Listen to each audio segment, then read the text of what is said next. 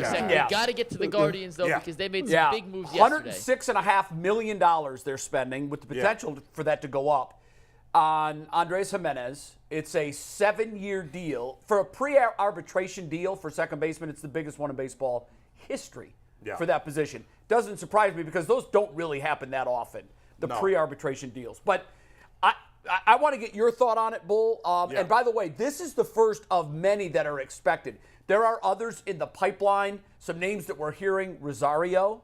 We're also hearing that, and this is, I don't know what's going to happen now with the injury, but McKenzie, they're working on a McKenzie.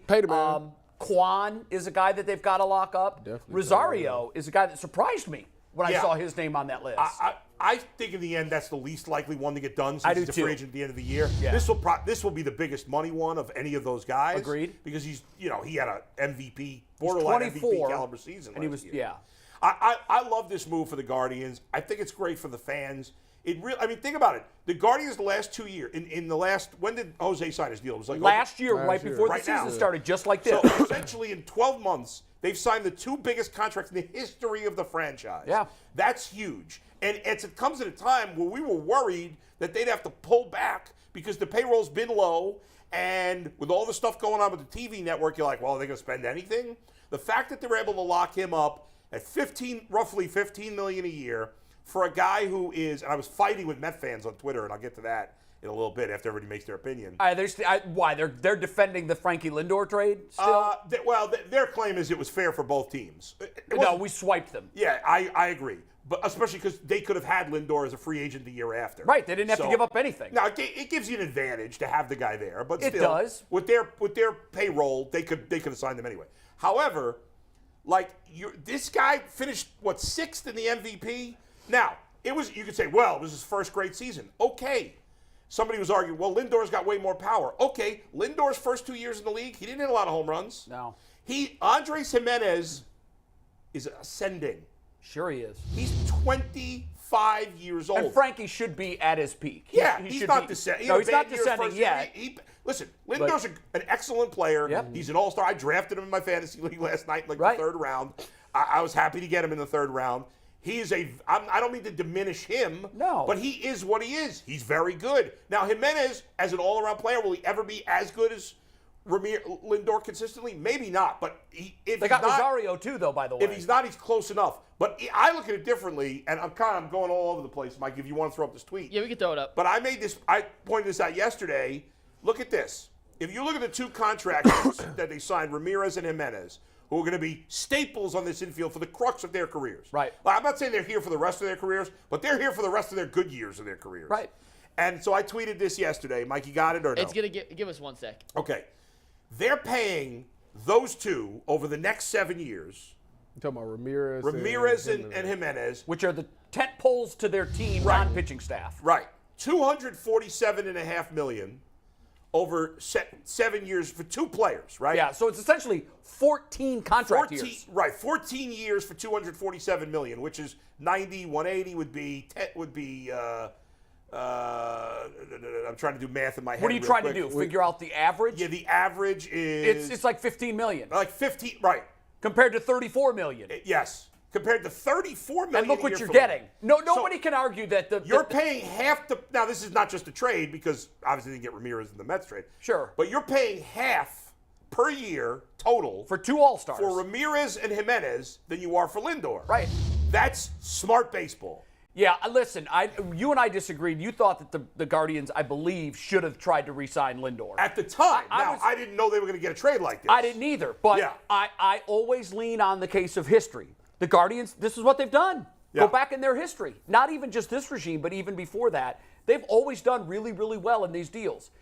I didn't want to sign Lindor regardless because a team in this size market can't have one player taking up $34 million. That's true. I think that's what Detroit got going on. I say if you're the Mets, that's fine. I just say not for the Guardians. There's no excuse for them not to have a significantly bigger payroll to pay a guy like that. And they are. But it doesn't and matter. I agree with you on that too, by the way. They made a great trade in the end. It was a great trade. They made a great trade. And it's made even better. If they do lock up Rosario. Well, then it's another whole It's interesting to me because if they lock up Rosario, what is Arias then? Does he become a piece? I keep saying becomes a trade piece. If you guys are going to lock up your whole infield, then it means nothing to keep talking about prospects unless you flip those prospects. Well, then that's what you got to do. Yeah. Then you flip those guys for another pitcher. That's why I was surprised to for see another Rosario outfielder. was even being talked about for an extension. Look, I know he had a great year, and I know that Tito loves his leadership in the clubhouse, and he's a great piece for this team.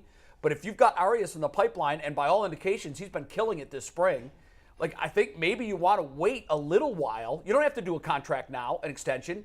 Let's see what Arias becomes this year. What if he's the next Stephen Kwan? Wait, I have a question on that, Jay. Yeah. About that specifically. Yeah. And Rosario specifically. Does he become more valuable as a trade asset if he signs the deal with the Guardians, because it'll be a team-friendly deal? I'm genuinely curious. I don't know how this works. Can you trade him the same Are you talking deal, about sign to Rosario? extension? Yeah, say they sign Rosario to whatever contract they sign him to now. Yeah. Is that more valuable of a trade asset because he's not an impending free agent later? Perhaps, but I don't think they would sign him specifically to deal. you wouldn't do that. They wouldn't do that. I was just asking. No, it's a fine question, but if they sign him, then they're making the decision that he's their shortstop moving forward. I don't think they're going which means to sign there's no him room for ultimately. Arias. I don't know. I mean, listen, I like Rosario a lot. I think he's important to the clubhouse. I do too. I think that's a big part of the reason why they're considering it. He's never going to hit for power. Like, Gimenez power is going to grow and grow. I don't think Rosario's ever going to. I think Rosario is what he is. I agree with that. He's a good player. He's never going to be a great player, but he's a good player. I think you could sign him. I mentioned the comparison of the Andrew Benintendi contract because he's a similar type of player. Good, he'll hit for a good average, won't hit for a lot of power. And solid defensively, too. Benintendi was 5 for 75. Like, to me, that's kind of in the ballpark, especially because there's no good free agent. Unlike this year, next year there's no good free agent shortstops, so he might get some good money. But, like, he wouldn't be high demand in a trade because he's not No. He is what he is. Again, it's good, it's solid, but he's not special. I'd like to sign him. I doubt they will. I think Kwan is the guy that I'd like to. Yeah, he's my guy too. Sure, but like Kwan's and because Kwan's not a power hitter, you don't have to pay him crazy money. That's just the reality of what it is. So if you're looking at it this way, right, from economic standpoint, yeah. If you're wrapping up guys, you're making savvy trades, and you're getting these guys below market, right? Yes. Everyone agrees that these guys. I don't know that. Jimenez is below market. I think the interesting and unique thing about it was the length of the deal. 7 years and the fact that they didn't have to do this. What's that, 15 pre-arbitration. Yeah. But this is what they were doing. Bull, you weren't a huge Indians fan in the mid-'90s, but before they made that crazy run, they locked up Bell and Ramirez and Tomey. They gave them what looked at the time to be ridiculous money because they were making long-term bets on all those guys, but it wasn't a ton of money. But the Guardians can't afford to let anybody hit the market because if they hit the market, then you're not going to be able to sign them. Right. You're right. So this makes sense. So that makes sense. So my thing is, okay, you got him at a nice deal. At some point, do you have to say, okay, well, that's just status quo. I'm just re-signing the guys I got. Right. Are they going to take the money that they would have spent if they would have been in the open market that they're saving and move to get them to the next level? They're never going to look at it that way. No, they won't. But they won't. And I'm not sure they should. Well, I think they should. I think they should. But G. Bush, to answer your question, we hear that there's 3 other long-term deals in the pipeline. Mm-hmm. That's going to significantly boost this team's payroll to where it should be, quite frankly. Okay, because right now they're still way below where it should be. This year. So how does that get you over the hump? Well, it extends your window. Aren't you? It won't. They're going to have to still make other moves. You will, but G. Bush, what it does is this team typically operates in when they hit their peak, they operate in a 1 to 3 year window.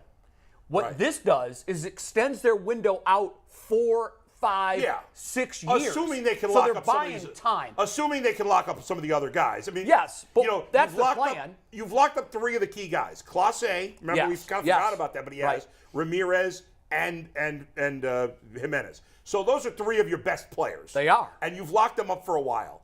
And some of your other good players right now, even if you don't lock up Stephen Kwan, you still got him for at least 5 more years. Sure. So you have a window, certainly of 5 years at least. And that feels like what John Hart did in 93, 94. Right. When he was inking these. And by the way, Manny Ramirez was a no-name.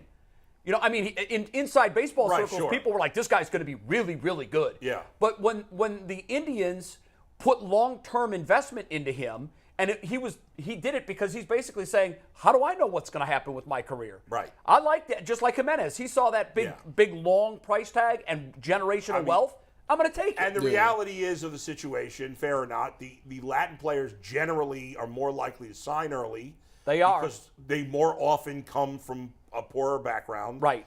$106.5 million to Gimenez is a lot more than it might be for someone who grew up in the U.S. and understands a little bit differently what that money means. So my question for y'all is, now, when is Bieber's contract up with the Guardians? Well, he's got this year and one more. And one more. So do you think they're going to resign? So that means McKenzie will end up, if they resign McKenzie, he will become the ace. Explain that. Yes, he'll become the centerpiece That's of the the staff. unfortunate. Explain that. That is the unfortunate situation.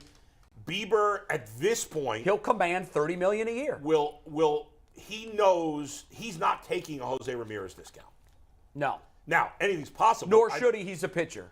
Well, I mean, Ramirez, you could argue Ramirez shouldn't have either, but the risk of career-ending injury for a pitcher is far greater than it is for a player, in my opinion. Yeah, but still, if Bieber signed a similar contract to what Ramirez signed, he's set for life. I mean, it's Yeah, but again, the demand. You know how it works. The demand for pitchers. I know the reality of the situation, and as a Guardians fan, yes, I'm still going to find it frustrating that I got to move on from Shane Bieber. However, I'm not going to kill the Guardians as much for that when I'm like, well, they're probably going to trade him. Let's face it, they're going to trade him next offseason because they ain't letting him walk. No. Now, you might let Rosario walk because you're not getting much of a return for him in a trade. Let me ask you this, though. They're not letting Bieber walk. If they go to the ALCS and finish one run in Game 7 from making it to the World Series, I bet you they still trade him. It complicates. It does. I believe that they probably will, but it complicates everything because now you're telling your fan base, we were this close and we're going to get rid of our best pitcher. So that becomes a different issue. At that point, you still have them for 1 year. Right, which you sucks. might roll the dice. But if they let's say between now and then, and I hate to just go to next offseason, but let's say between now and then they've extended McKenzie, they've extended Quan, they've extended Trevor Stephan, those three guys, okay? Yeah. Well, now they've made long-term commitments to 6 really good players. Sure. So you can't kill them saying they're letting everybody go, but you can't keep everybody. Even the high payroll teams. Right. You know, and sometimes it's smart to let guys go. You know, for example, all right, I'm not saying they've done everything right, and overall the Guardians are a better organization than the Cubs. But the Cubs, since Theo Epstein and then, have been a pretty good organization. Yeah. They let Chris Bryant walk. They let Javi Baez walk. They tried to re-sign Rizzo. They tried to, but eventually they let him walk. And they let Wilson Contreras walk. Bryant's done nothing. Was terrible last year. Rizzo's been good. Baez was terrible. Rizzo's been great, but the Cubs made him a fair offer. He actually lost money by not re-signing with the Cubs. Did he really? Yeah, a little bit. I don't remember that. A little bit. And then he wanted to play in New York, didn't he? No, he wanted to stay in Chicago. I mean, why would you go somewhere for less money? Well, the Cubs offered him an extension before he became a free agent. Oh, I see. Once he became a free agent, then they were out. Yeah. So sometimes it's smart to let some guys go. And the Guardians have such a good track record, as Jay said, of taking these guys. They traded Bauer in the middle of a pennant race. Yeah, they did. They traded Clevenger in the middle of a pennant race.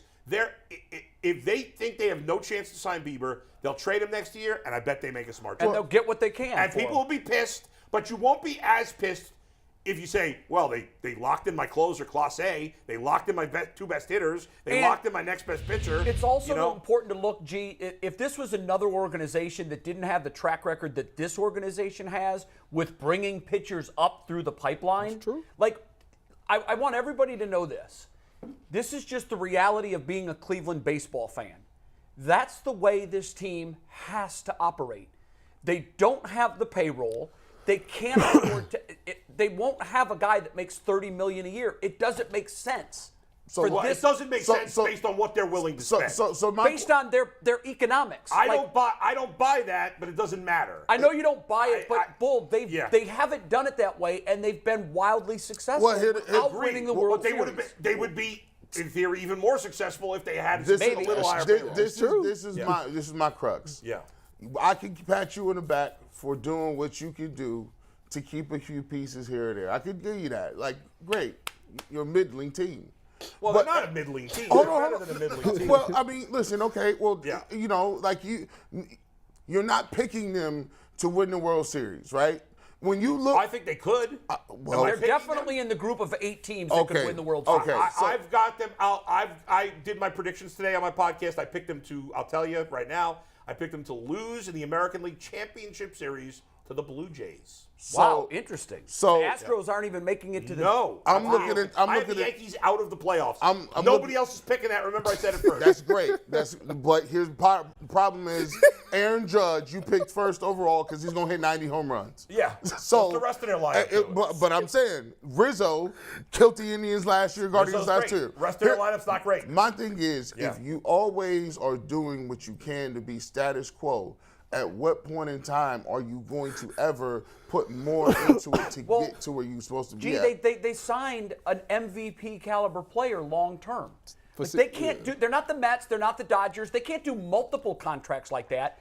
They bet on Jose Ramirez. They looked at the landscape and they said, long term, who gives us the better chance to win, Bieber or Ramirez? And I think they made the right bet. Well, I think they tried to sign Bieber years ago. I do, but ultimately that organization knows it's one of the other. And here's the thing: it can't be both. They're going to have their maybe two, certainly one, late in my fantasy draft, in the 28th, 29th round. I drafted a young man by the name of Gavin Williams. Yeah, smart pick. And most guys probably didn't know who he was. Right. Well, my league's guys are really knowledgeable. Okay. And there was one other guy from Cleveland in the league. Oh. But I said, this guy has, he's a top 10 pitching prospect not for the Indians, but in baseball. Right. And he's got nasty stuff. Right. So he's next. He dominated at Double-A last year. Right. Dominated. So he's going to start in Triple-A. And if he's dominating again, which I think he will, we might see him in April. By the late April, middle of May, he's going to come up, and there'll probably be some growing pains, but eventually, like with most of these Guardians stud arms, he will probably pan out. My assumption, because of their track record, is he will pan out. So I didn't want them to trade, even though I don't like Bauer, I didn't want them to trade Bauer. Clevenger was a great pitcher. Kluber. Think about the great pitchers they moved on for, and they still have one of the best pitching staffs. But that's been their history. Yes. CC Sabathia. When these guys come up, and the pitchers in particular, the Cy Young caliber pitchers, they're going to command $25, $30 million a year. Yeah. The Guardians are just looking at that price tag as a hindrance to the rest of their roster building. And their track record is so good at growing pitchers, they'll take their chances on that. And you'll buy into it more. The more of these guys that they sign, you'll feel more confident. Like, okay, they're not doing nothing with these. They're not letting – the frustration was always they let everybody walk. Right. Well, they didn't let Ramirez walk. Right. And Ramirez and Gimenez, they signed – those deals are great because they're not signed until they're 38 when they can suck those last few years. We got them in their mid-20s to early 30s. I understand No. He has to turn into – if they want to win, he has to turn into a superstar. Who, Gimenez? Yes. He's borderline right now. Gimenez was a superstar last year. Okay. Yeah, I mean, if you're top 10 in MVP vote – he's got to be a consistent superstar, but last year was only his second full year in the big leagues. 24, guys. He's 24. And they got him for all his prime years. Yeah. I love it. So I love the move, too. I don't think there's anything to hate about it. I know what you're saying, G. You want them to make that Browns and Cavs move. that move for them was signing Ramirez. That was their home run, we're in it to win it move. Yeah. And all these other moves are going to be really good moves. And by the way, the Blitzer group buying in as minority owners gives them the capital. Like you, Bull, I'm shocked they're doing this because I would have to imagine that the Guardians have already missed likely millions of dollars in payments from Bally's. Right. Now, I was going to say that. Hopefully the Blitzer money makes a difference. And the Guardians do need to go further. At the trade deadline, make a move. I think listen, I'm really high on the Blue Jays this year, obviously. I think their starter, Alex Manoah, who finished third in the Cy Young, is going to win the Cy Young this year. That was my prediction. I love this guy. And I think Bieber is going to be right there. But the Guardians have to be willing to spend some money at the trade deadline to whether it's a pitcher or another bat, whatever. They need to do it.